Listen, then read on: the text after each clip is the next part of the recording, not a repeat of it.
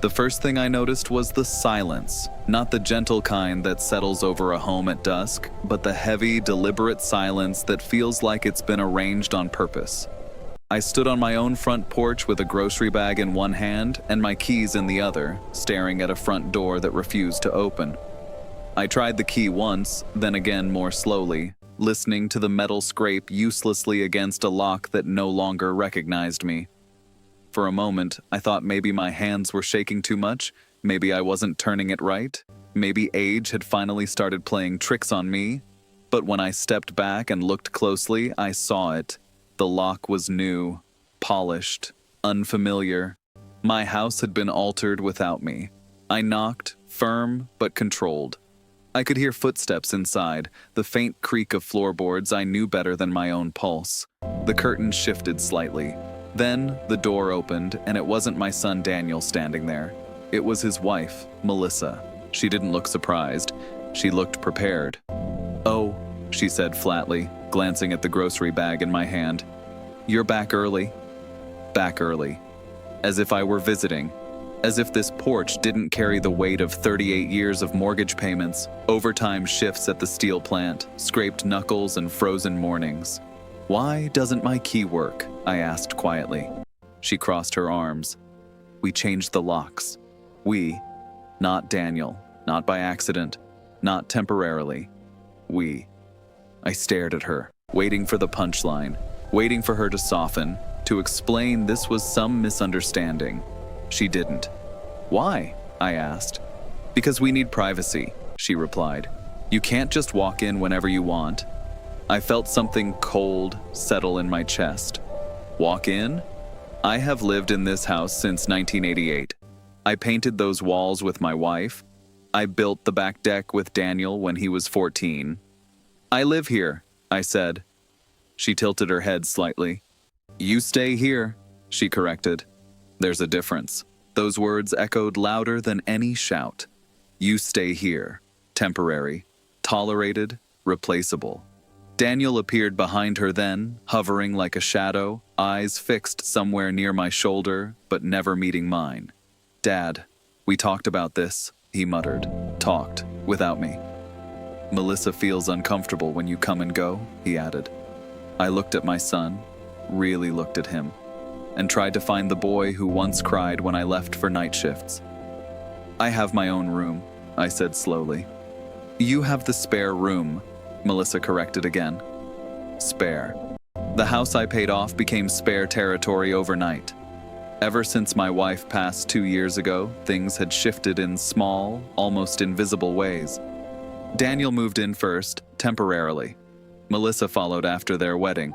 Furniture rearranged, my wife's china boxed up because it didn't match. The living room repainted gray, family photos replaced with minimalist frames, every change small enough to dismiss, until I couldn't open my own front door. "Dad," Daniel said carefully, "we think it's time to talk about arrangements." Arrangements, like I was an item to be relocated. "If we're going to start a family," Melissa added, "we need stability. We need to know this house is ours. Ours. Not shared. Not inherited one day. Ours." "Are you suggesting I leave?" I asked quietly. Daniel swallowed. "Maybe a smaller place would be easier for you." Easier. That word cut deeper than any insult. Easier meant older, slower, less relevant. "This house is paid off," I said. "You live here because I allowed it." "We've been covering utilities," Melissa shot back. Utilities. 38 years reduced to water bills. I felt my hands tremble, not from fear, but from disbelief. "Is this what you want?" I asked Daniel. He hesitated just long enough to confirm everything. "We just think it's time." "Time for what? Time to erase me?" "Fine," I said calmly, surprising even myself. Melissa's relief flickered too quickly across her face. "But before anything," I added, "I need something from the garage." She frowned. "Why?" "Because there are still things here that belong to me." I walked past the hallway lined with memories into the garage where dust and old motor oil carried a scent that hadn't changed in decades. In the corner sat a metal filing cabinet Melissa had insisted was ugly and moved out of sight. They didn't know what was inside. I knelt and opened the bottom drawer.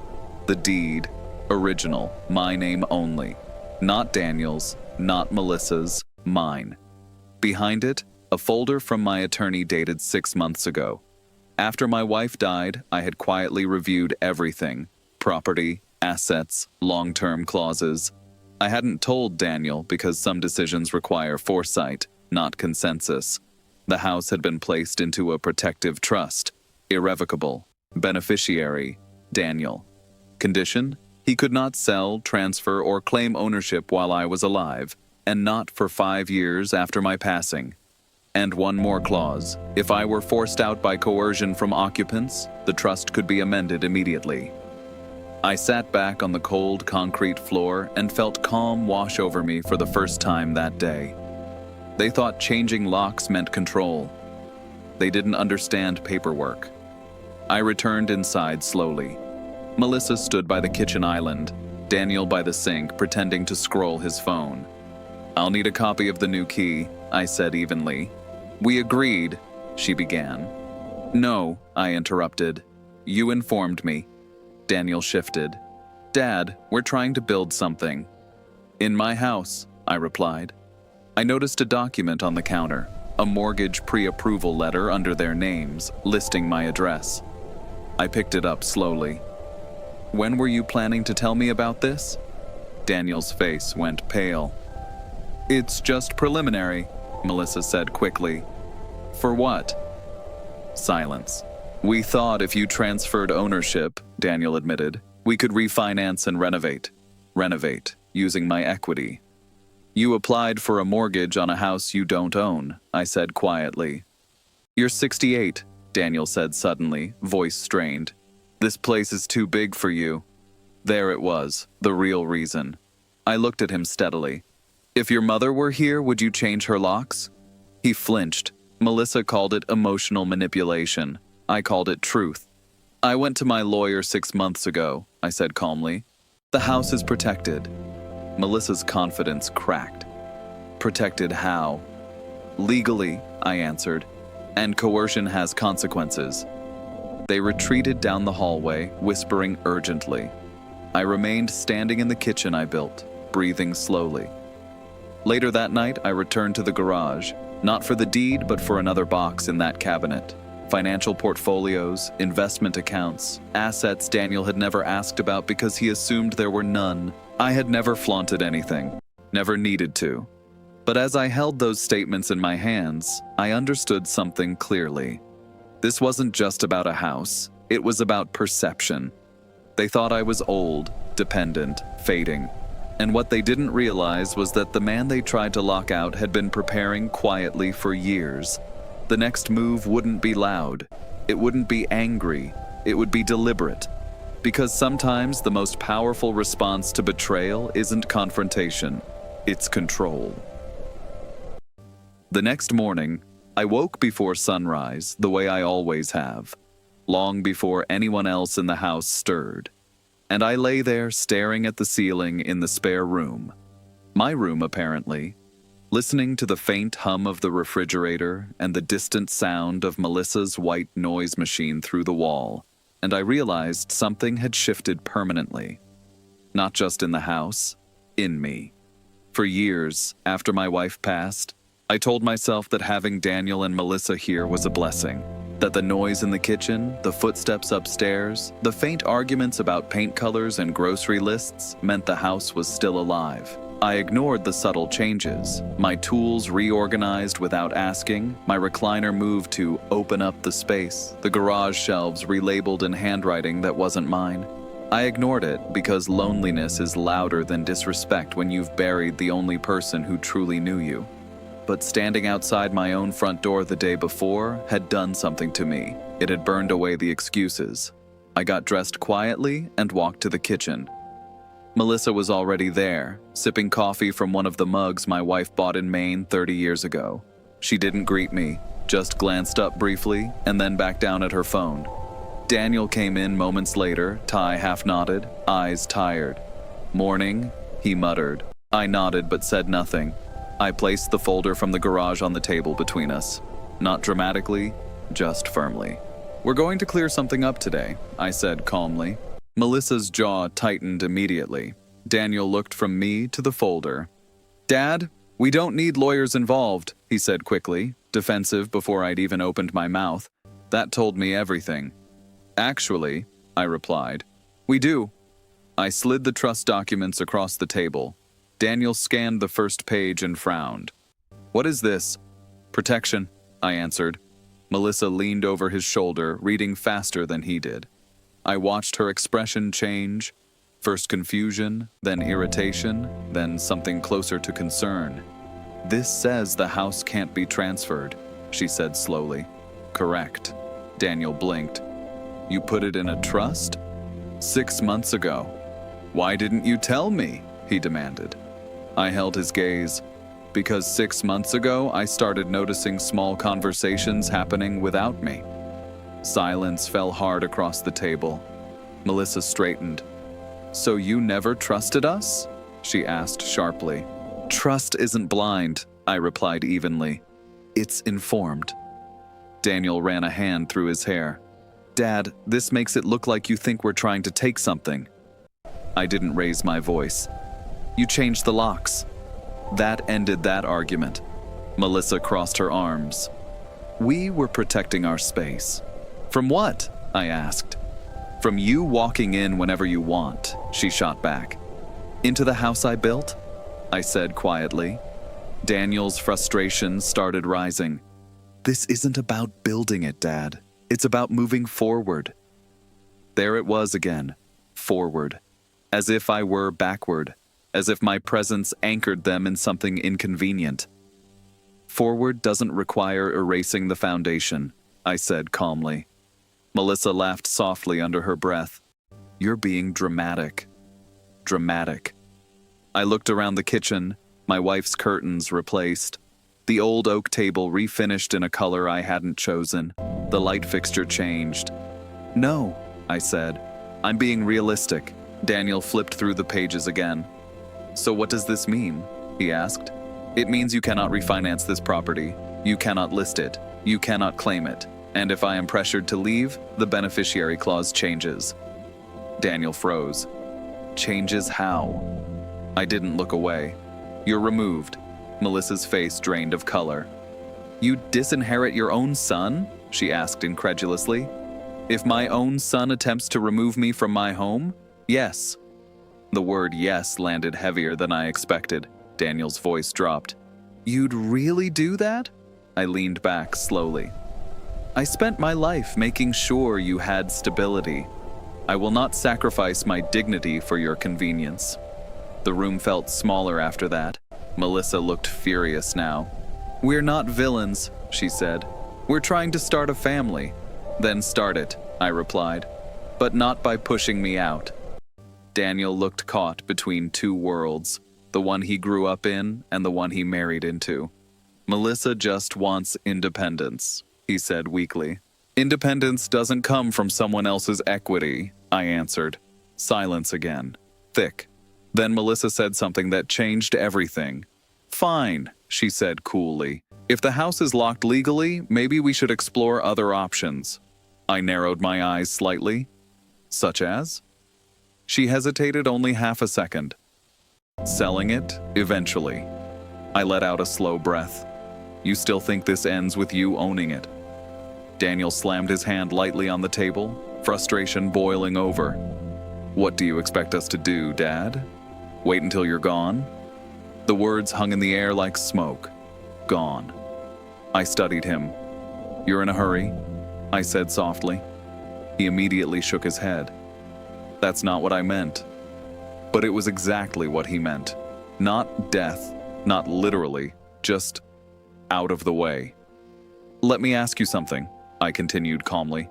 If I agreed today to transfer the house, how long before you'd renovate, expand, take out loans against it? Neither of them answered. Exactly, I said quietly. Melissa stood abruptly. This is going nowhere. No, I corrected. This is going exactly where it should. I gathered the papers and stood. I'm meeting with my attorney this afternoon. Daniel's eyes widened. For what? To review recent events. Melissa stepped forward. You're escalating this. I looked at her evenly. No, I'm documenting it. That word hit harder than any argument. Documenting. Because suddenly this wasn't emotional. It was official. After I left the kitchen, I returned to the garage once more, this time opening the second box fully. Investment accounts. A rental property deed under my name in another county. A modest but steady portfolio I had built quietly over years of disciplined saving. Daniel had no idea I owned a second property. He assumed, like many do, that a man who works with his hands must not work with numbers. I stared at the paperwork and realized something critical. This was no longer about protecting the house. It was about teaching a lesson, not with anger, not with revenge, with reality. If they believed I was a burden, I would show them exactly what kind of burden they were dealing with. And as I closed that box and locked the cabinet, one thing became crystal clear. They thought they had leverage. They had no idea I had options. That afternoon, I didn't raise my voice, I didn't slam doors, and I didn't threaten anyone. I did something far more unsettling. I kept moving calmly. There's something about quiet resolve that unnerves people more than anger ever could. I drove to Mr. Callahan's office with the same steady grip on the steering wheel I'd had for 40 years of early morning commutes. But this time, the weight in my chest wasn't exhaustion. It was clarity. When you spend most of your life providing, you rarely stop to consider what happens when the people you provide for begin to see you as temporary.